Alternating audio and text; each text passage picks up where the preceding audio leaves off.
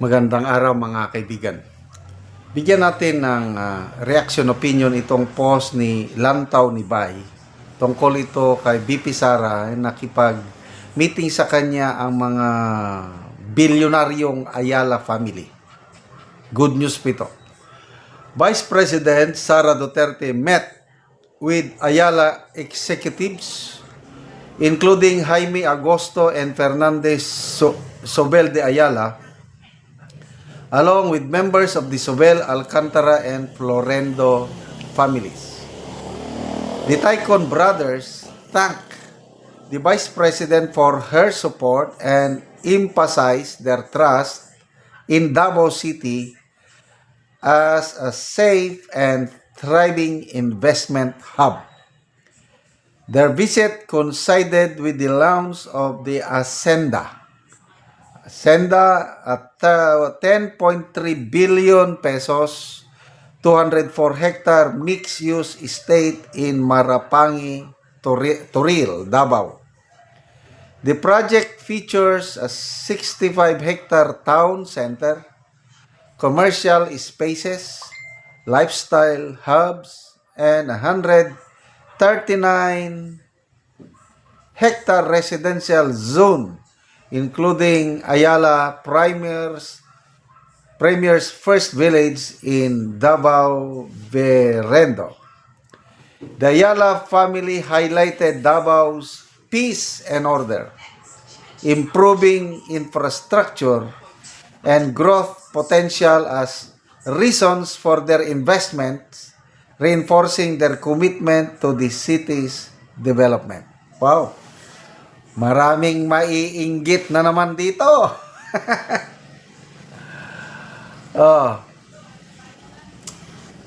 Sa buong bansa, nahirapan tayong mag-attract ng mga investors, foreign man or local. Sa Davao City, tuloy-tuloy.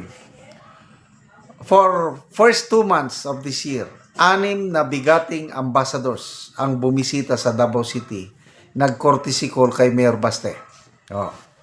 US, China, Japan, India, European Union, and ano yung panganin? Ukraine. Anong dahilan? Bakit? Mga bigating countries ito.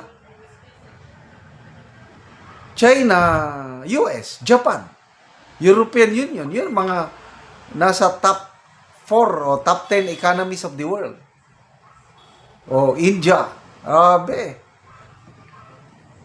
pupuntahan mo ang isang mayor sa Davao City. Anong ibig sabihin nun? There is something great. There is something excellent in Davao City na wala sa ibang panig ng ating bansa. And that is, yun na nga, itong sinabi ng mga Ayala na peace and order. Yan ang isa sa mga accomplishments ni BP Sara nung siya ay naging mayor. Tinapos niya yung insurgency. Kasi nung pag-upo niya, naranasan niya yung may mga namamatay na sibilyan at sundalo. Kaya, then Mayor Sara committed to fight insurgency not with force, not with bullets, but by wholesome development. Kaya ngayon, ang Davao City declared insurgency free. Yung makakaliwa, wala na. Pati yung mga extremist o yung mga radicals, yung mga ISIS o ano. There was a time, Mayor si Inday Sara, may pumutok na bomba dyan sa Davao, maraming nadadamay at kagagawan yun ng mga extremist, yung mga ISIS, Mauti. Ngayon, wala na. Bakit? Because of good governance. So, peace and order. Tahimik. Walang mga, kung meron man kakaunti, mga adictos, benedictos. Takot sila eh, Duterte country. Tapos yung disiplina ng mga tao, malinis.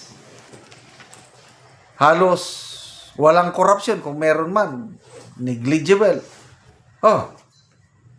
Pero may Ayala nag-invest 10 billion tapos marami pang susunod.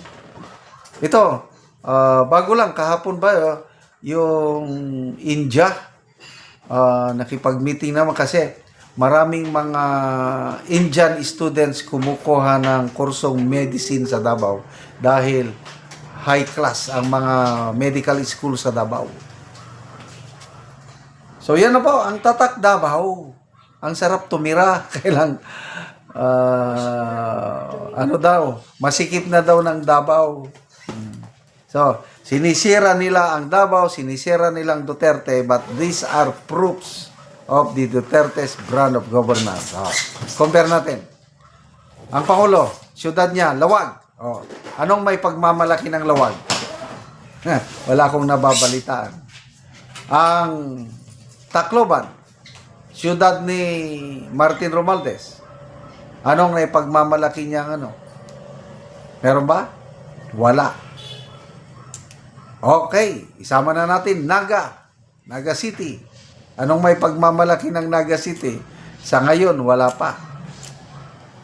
Davao City ang namamayagpag ngayon. Magbasa tayo sa ano. Fred Canatuan, wow, you did right, Ayala Group of Companies. Sabi dito.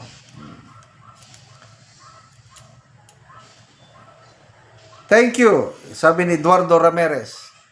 Thank you and good job, Ayala, for your continued trust in conference to the Duterte. Fert Booth, Davao Region, the heart and soul of Mindanao Republic. Marilo Santos, Davao is really progressing. Good governance kasi. Sana wag na lang yan. Romel Andriano, stress na stress si BBM dyan. Ano pa? Reyma Maskunana, doon na sa Davao tayo titira. Hindi na pwede. Masikip na daw. Reynaldo Dacol, ang daming mabuting nagawa ang mga Duterte sa Davao City. Puro lang serbisyo, walang korupsyon, sana tularan ng Davao sa iba't ibang lugar ng bansa. Ngayon, inaakusan nila ng Vice Pangulo ng korupsyon dyan sa impeachment. Tingnan nyo ang nangyayari sa Davao. Meron ba kayong may pakita ganito sa inyong mga lugar, kayong mga kongresista na nang uusig ngayon sa ating Vice Presidente? Sige nga. Salamat mga kaibigan sa inyong pagsubaybay sa ating channel. Nakakatulong kayo ng malaki sa tribong Talandig na Bukidnon dahil ang income natin sa channel na ito is pantulong sa tribo. Namimigay tayo ng libreng yero at pako para makapagpatayo sila ng mas maayos na tirahan. Panoorin nyo ang video na ito. Karon mo na ni ang atop sa natagaan na mo og yero. So mga dagko na gyud ang buslot. So makaatop na gyud ni sila karon. So inani na gyud ang itsura sa ilang atop.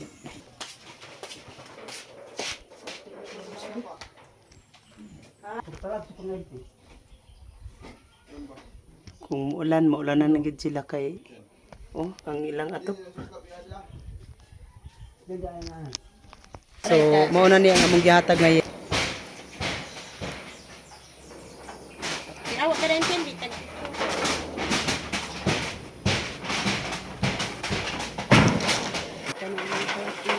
Yes, kaya bulan man. Klaro ba sila pa yun? Yung pagkanin na, agoy.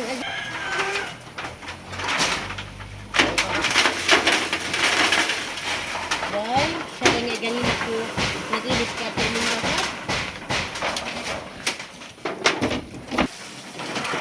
Ang mga pobre niya.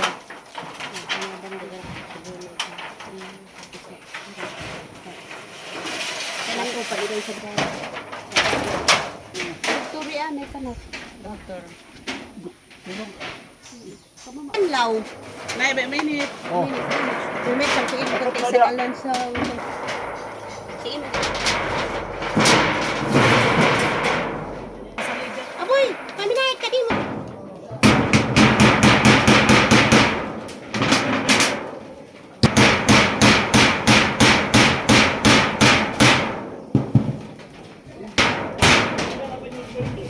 Aliman. Sige, cut up. O karon humanagid sa pag-atop ang among ginahatag nga yero, so maayo na gyud. At sa Ginoo og ilabi na sa nagtabang sa amo og salamat kayo nga dako karon pag yun na puli among atop napulo na katuig og salamat sa tanan. Manggod sa kalisod o wala mi ka-afford sa